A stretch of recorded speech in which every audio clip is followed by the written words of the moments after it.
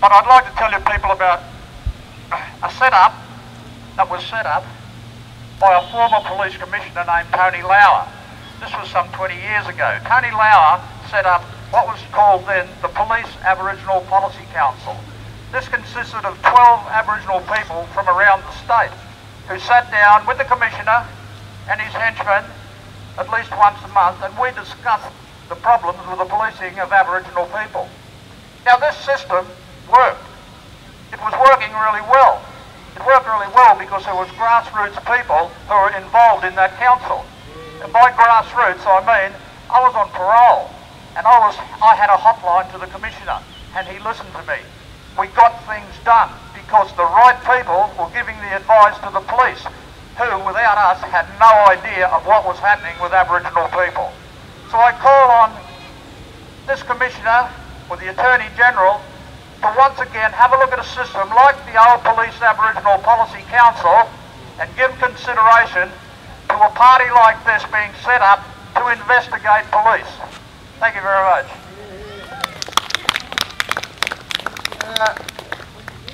Now, before the next speaker, I'm going to ask you, I'm going to mention something. We've been in a forum in the New South Wales University last week with the presence of the commander, some of the high officers in the Marur police station, a representative from the DPP, and some other people from RAI was in the speaking, and some other people. Anyway, I mentioned to you there are 3 questions that I want you to remember and ask to the police every time you are in a forum or something.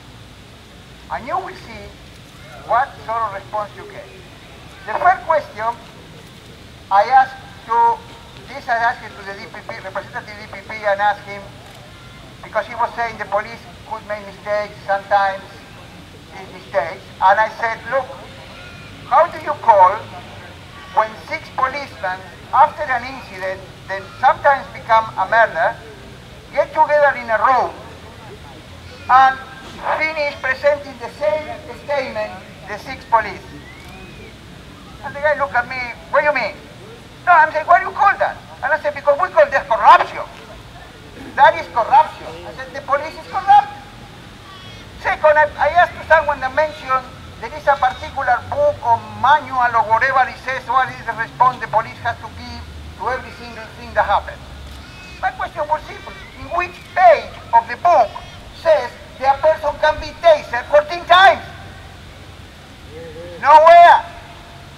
And the last was I reserved for the police representative because he was saying, accepting that sometimes they make mistakes. And in big groups like the police, like the doctors, like the bus drivers, the words I use, sometimes the people could make mistakes. And my question to him was very simple. I understand, yes, the big bodies can make mistakes, people, men, doctors, but I saw doctors charged and convicted. I saw bus drivers charged and convicted. But I never see a policeman tried and convicted. And what he said? Nothing. Because he cannot respond to that question. Remember that every time you see them ask them and you will see. Now we're going to invite the representative for the Socialist Alternative, that is one of the organizations supporting our campaign. I just wanted to speak about a few things, but obviously starting with these thugs over here. I think it's pretty clear that you know, it's been a year since this terrible incident took place down the road. But in that year, we've seen a few other things happen. One of them was Roberto Curti being tasered, which has been mentioned, like tasered to death. It's total outrage that cops not only have guns, but now they have torture weapons as well that they can kill people with. And shameful that Barry O'Farrell came out only a few days later to say, oh, it's great that the New South Wales Police now have tasers because they're a non-lethal form, like a non-lethal weapon. Like, what a fucking idiot. But the other thing that happened recently was that the thugs over there have brutalised people after the Mardi Gras. And I've been involved with a few other people here in organising the protest against that police brutality. And I think what we can see in general is a more brutal New South Wales policing of people in general. I think the difference though, the one thing in common there is the New South Wales police force. It's not that like people in society generally have become, more like violent or anything. It's that the policing has become more brutal and more violent. So I think that as part of the people who experience this brutality, we need to try and link up those struggles and those campaigns to make those campaigns stronger, to say that we're not willing to be brutalised anymore. And it was great that Ray could have came and spoke at the rally that we had against police brutality after the Mardi Gras. To have a voice from the Indigenous community and say that, Indigenous people have been Indigenous people have been suffering at the hands of police violence. I think the sad thing is that it often goes unheard and rarely covered by the mainstream media at all. And that is, even more of an insult when the police officers get away with these atrocities, like time and time again. There has been no justice, and I think that is a really important word for us to all have a grip on, that there's no justice in this society for any of the victims of police crime. Like, they go around talking about how they're there to prevent crime in society. We have to look at what is the real crime in society. The real crime is that these people are the people who perpetrate crime and protect the people who are committing the real crimes in society. Yeah, word up! I think that we need to take heart that it's not just, the Indigenous people that are struggling against these brutal pigs, but it's also, other elements, like other sections of the society, the LGBTI community that is fed up with harassment and brutality from the police. And so the more we can try and link those struggles together, the more we can speak out against police brutality and violence, the more I think we can, raise our voices and put them back in the cages where they belong. Thank you. I think I want to wake you up, okay? Because it seems like it's a bit sleepy. Come, follow me, please. What do we want? What do we want it? Now! What do we want? Justice! What do we want it? Now! What do we want? Justice! What do we want it? Now! Did you wake up? Okay, the next speaker will be other organizations supporting us, the Socialist Alliance. Thank you.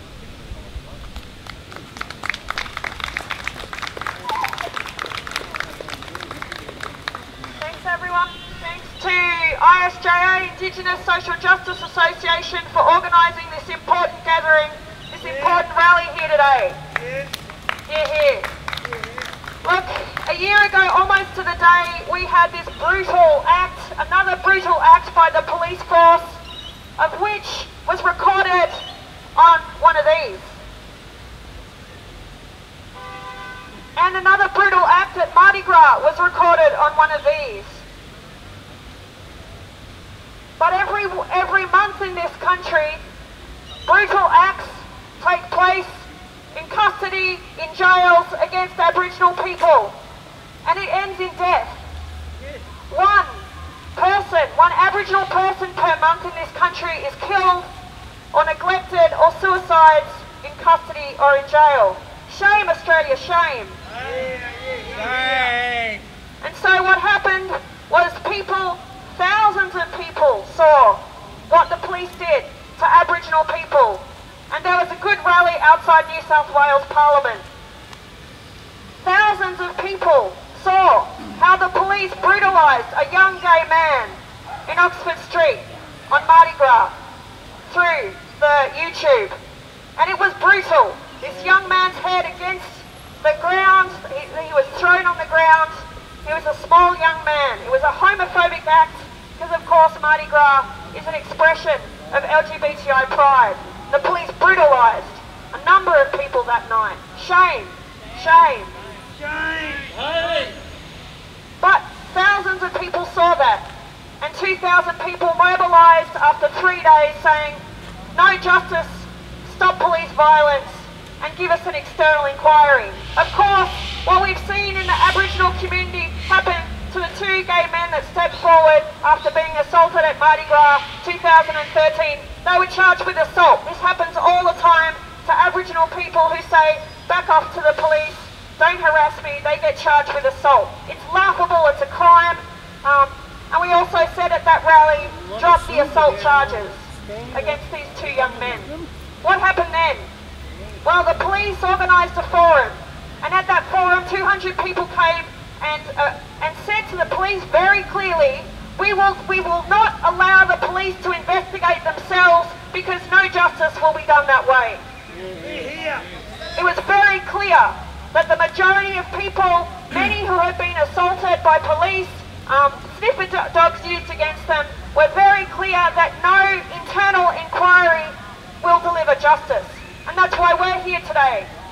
We're here today because colonial Australia, capitalist Australia, wants to forget and wipe aside the genocide of Aboriginal people, and we will not let that happen. We will not let the truth be buried. We will not let the history be buried, but we will not let the present be buried either. We will have these, we will be citizen journalists, we will be Bradley Manning and Julian Assange. We will say an injustice has been done when an injustice has been done, and we will rally and we will mobilise, because that is how we make change. And as Zoe said beforehand, it was fantastic to see Ray Jackson so well received by the LGBTI community at that important rally. Because we need to unite. We need to unite around this demand and beat back these thugs, beat back the police, and win more democratic rights for marginalised and oppressed people in this country. And together we can do it. I wanted to also announce and invite everyone to the Indigenous Social Justice Association, plus other organisations that are endorsing the Fight Back contingent for May Day. Because Aboriginal workers, white workers, migrant workers, we are being exploited, super exploited and marginalised by this system, of which is going to get rougher with the incoming Abbott government. So we need to be more united than ever against this oncoming attack on working conditions but on democratic rights. And Barry O'Farrell, if you saw the student protest that took place a few days ago, he's getting tough on protests. We need to stand firm and stand together. Divided, they can conquer us. United, we stand tall. United, we can win. Thanks, compañeros. The struggle and the queer struggle have something in common, Unlawful as arrest. it's been demonstrated Which I today, wasn't arrested, in that we are both affected by police brutality 34 days of enforcement. and continue to organise protests to fight for our lives, change the system, and stop this injustice. There have been many high-profile incidents of New South Wales police violence against both LGBTI people, Aboriginal people, people with disabilities, people who are stolen, both black and white, because of how they came to be born into the world. In recent years, many more have gone unreported. From 1978, both Aboriginals and queers got bashed in their homes and bashed on the street for being born queer or for being born Aboriginal. Yet it seems in 35 years little has changed. Who can tell me, where does it say in the Leper Act that it is okay for the police without trial to murder and brutally attack both queers, Aboriginal people, the poor and oppressed? If people run, police brutality gets used. If people don't run, then police brutality gets used. Since January 1st, 1980, police nationally have been responsible for the deaths of over 200 plus Aboriginal and Torres Strait Islanders up to the present day. That death in custody total could easily have been increased by another 4 deaths. To the utter relief of the public, some are not killed, but there are still no unanswered questions. Did our thuggish police force call for an ambulance? Well, not straight away, as they had other police business to attend to. The police brutality at Mardi Gras that occurred on Saturday, March 2nd, 2013 is nothing new. It has continued to happen since 1978. Mardi Gras started as a protest for equality, to stop police brutality happening to all the sex and gender diverse community on the 10th anniversary of Stonewall. What was supposed to be inclusive marks for generations of protests for equality became an inclusive rich person's parade of corporate bluff guarded by police brutality police. TJ Hickey in 2004, who was rammed into the gutter on his bicycle by a police car, impaled on a fence and then thrown to the ground by police, while emergency services that came to save his life were turned away by police. Veronica Baxter is another one, arrested after Mardi Gras. Is both Aboriginal and queer. He was denied her hormones and left to die in police custody in 2009. Shame, police, shame. In the case of Adam Sandler, we again see that he was shot dead by police in his own home in Western Sydney. Again, the Brazilian student Roberto Curto in Sydney CBD. Again, an Aboriginal man, Corey Baker, in Berlini police cell in 2011. And in 2011, we not only see this happening to ordinary citizens, we also see this happening to protesters. In 2011, the Occupy movement across the world, particularly in Sydney, where 100 people were sleeping at around 2 a.m. in the morning, without any warning, 200 riot police came in, punched, kicked and threw people around, while political materials from all left groups were thrown in the garbage. Mardi Gras 2013, Bryn Hutchinson was hogtied, strangled, punched and kicked in the skull. His crime, crossing the road after Mardi Gras had finished. What about Jamie Jackson? The same thing. His crime, talking to other queers at Mardi Gras. Myself, going to work, as I always do, to distribute petitions, leaflets and posters to fight for justice for people like TJ Hickey, for queers, etc. There is no justice in this, and I find it bizarre that the fighters of justice for the majority of people get punished to death by police brutality, while the perpetrators of violence walk free to abuse their power and authority over people again and again and again, never tried by any court of law, never face any criminal charges for their actions.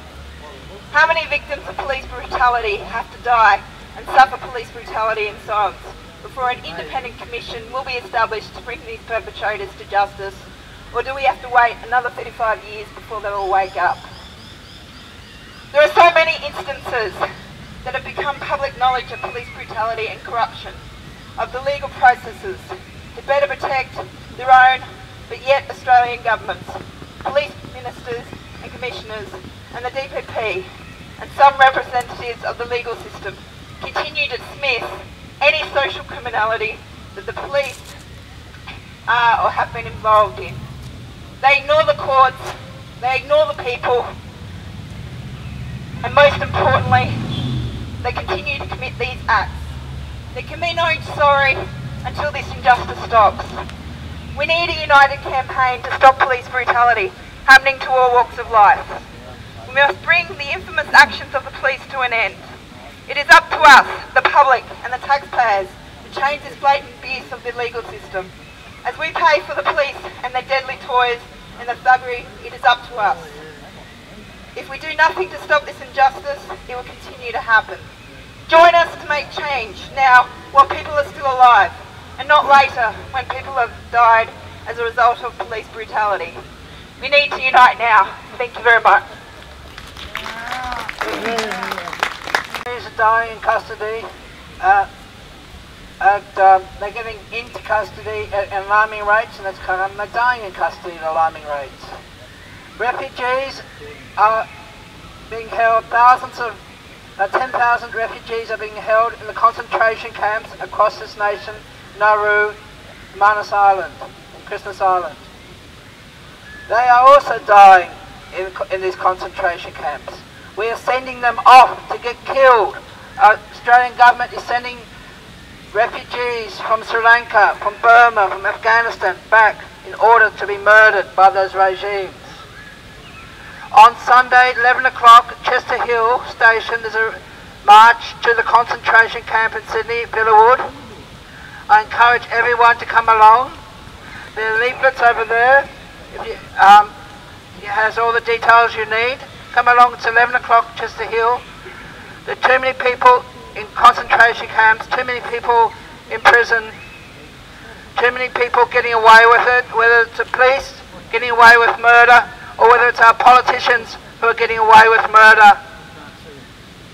Let's free the refugees, let's free the Aborigines in custody. Thank you. I haven't got much to say. I'm a victim of police brutality. On the 16th of December last year, I was charged and sentenced to jail for 34 days without a warrant, without proper charge.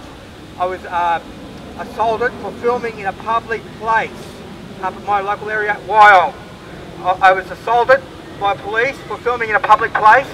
I was charged for filming. I spent 44 days in jail, and now I have a claim. I have a claim now, we just sorted out last week. We have charged the police now for unlawful arrest, assault on me, and enforceable imprisonment. Now what's happening here, the police are involved in helping, I represent the Children of Abuse by Docs Foundation, and the children, the police are helping Docs remove children. They're dragging these children. I've got hundreds and hundreds of videos at home of the police dragging these innocent babies and children out of their homes and dragging them out and putting them in their police cars with no warrant, with no arrest and no charge, without no hearing. Why are the police helping to murder over 500 children in Australia today? The police are helping Docs murder our children. This has got to be stopped now. That's all I've got to say this time.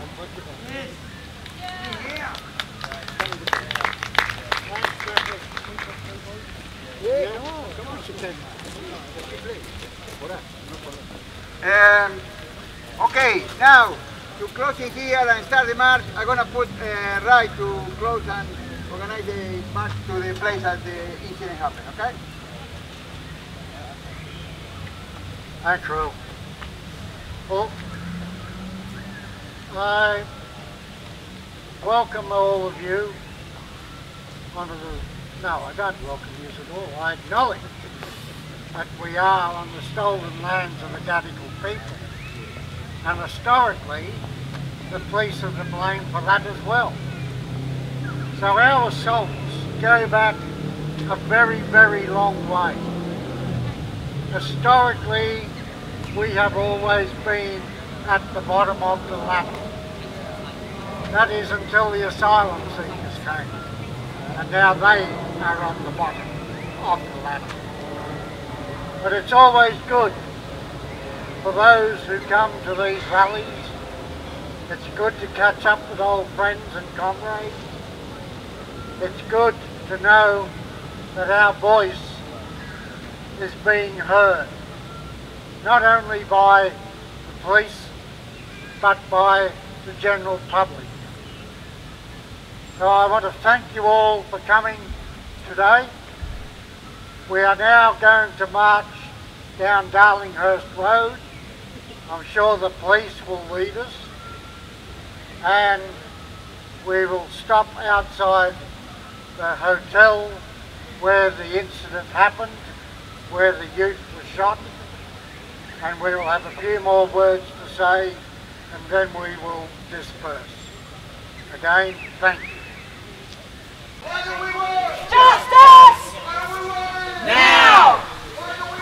Justice!